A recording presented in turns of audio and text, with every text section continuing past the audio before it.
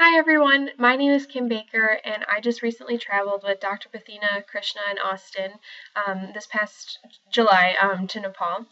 I wanted to thank you guys all for being here and obviously I am not. So I've made a little video presentation today because I have some family commitments that unfortunately I couldn't be here today, but I'm really super thankful for all of you that have come, that have shown interest either before we left or now that we've come back, and we're really looking forward to gathering some more support along the way, so really exciting stuff.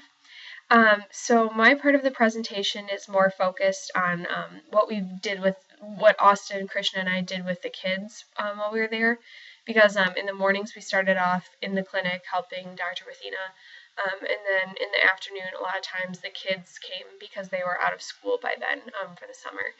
So this presentation will be just about like the activities we did with the kids and some of the things we're looking forward to as we progress ahead. But thank you for watching. Enjoy the presentation. So let's get started. I will spare you the details of our 6-hour drive from Kathmandu to Gaikhur and just start the presentation with this lovely sign that we were greeted with, and it says, "Welcome to Gaikhur." So when we first came in, we went to the orphanage, and it's that building that's pictured here now. And we stayed in tents outside of it. Originally, we were going to stay in the orphanage, but the community was like really hesitant about us staying inside, thinking that there might be cracks after the earthquake. But honestly, the building integrity is fine. But just because they were being safe, here's a picture of our tent, and that's where myself, Dr. Pathina, Kalpana, and her mom and I stayed, and the boys had their tent on the other side. This next picture is a picture of basically our backyard, which was it was just very beautiful, lush greens. Then followed by that, these are some of our first friends that we met when we got there, some of the kids that live in the village.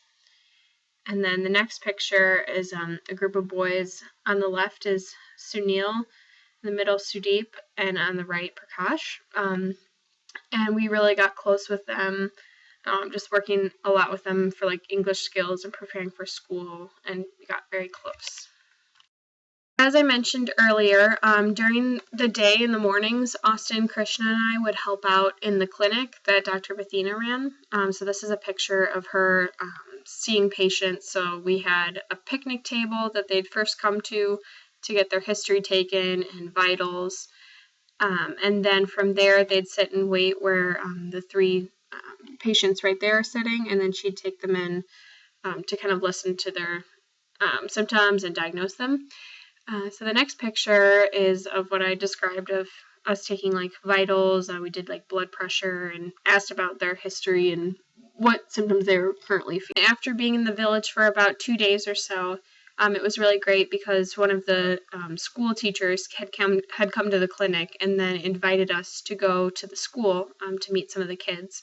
So here's a picture of the kids all lined up for their attendance in the morning.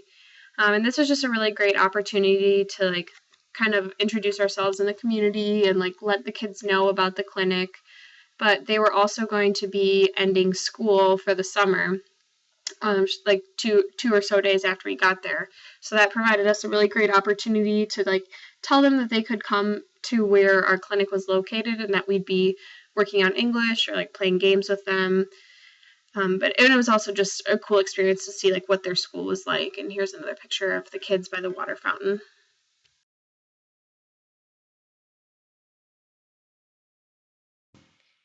And then sure enough, after we had visited the school, the next day we had all these students come to the clinic, and some of them were just kind of curious, but some actually did see the doctor. It was very cute. And the next picture here, they are all lining up to see like what we're going to be doing for class that day. So like I said, it was a lot of like English teaching and playing games and stuff like that. So we ended up getting a lot of use out of the whiteboard that you can see in this picture. A lot of times we would write down sentences or questions in English and then have the kids read them out loud and try to respond also in English. And this was also just a really great opportunity to learn more about the kids. Like, for example, we'd have questions like, how many people are in your family, or what do you like to do? So while that does serve like practicing English, we did get to learn a lot about them, and it was a really good kind of icebreaker.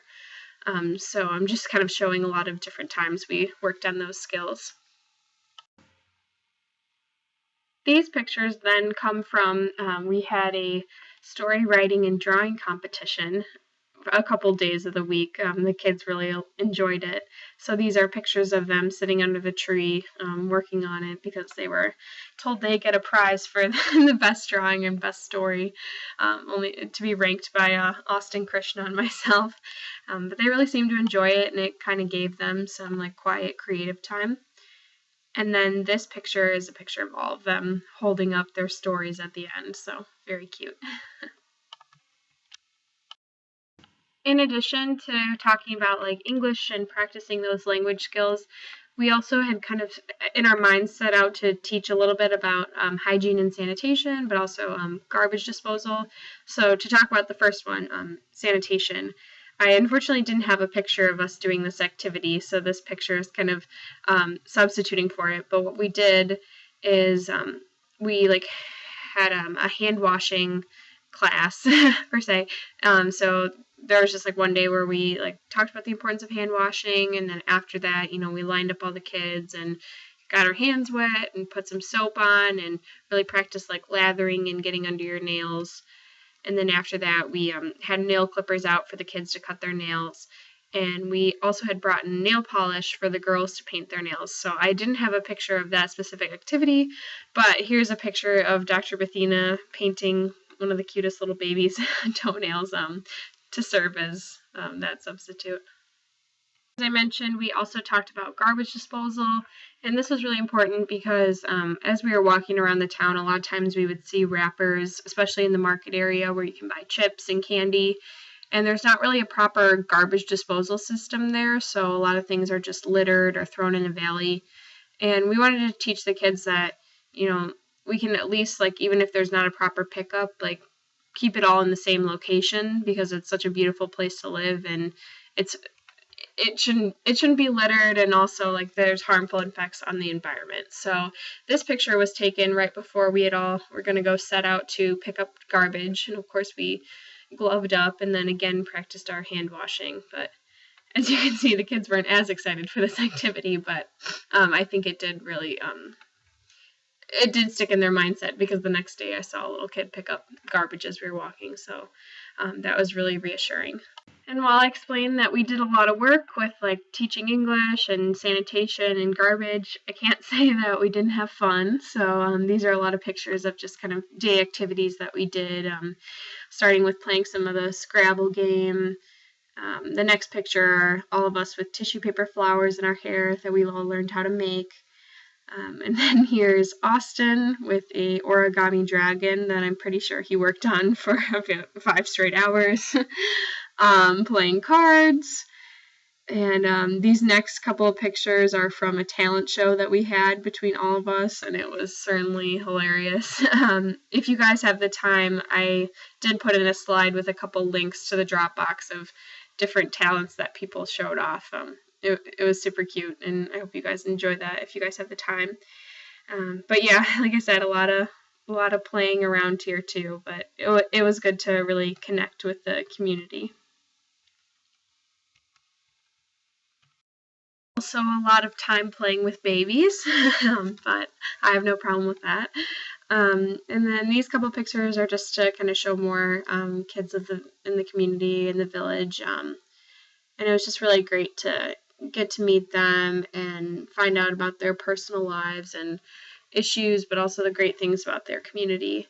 And then this next picture is of an older man in the community who's a priest, and he generously offered to take us to this like temple. So here's a picture of that, and then myself and then Dr. Bethina inside of it, and you can see here the kind of tokens people have left at the shrine. And I thought that was just a really great experience just to have like the religion and culture shared with us more to get a better understanding about them and their lives. We also learned about how they cook and what they eat for their meals. Here's all of us sitting in the kitchen, probably snacking on something, probably mangoes.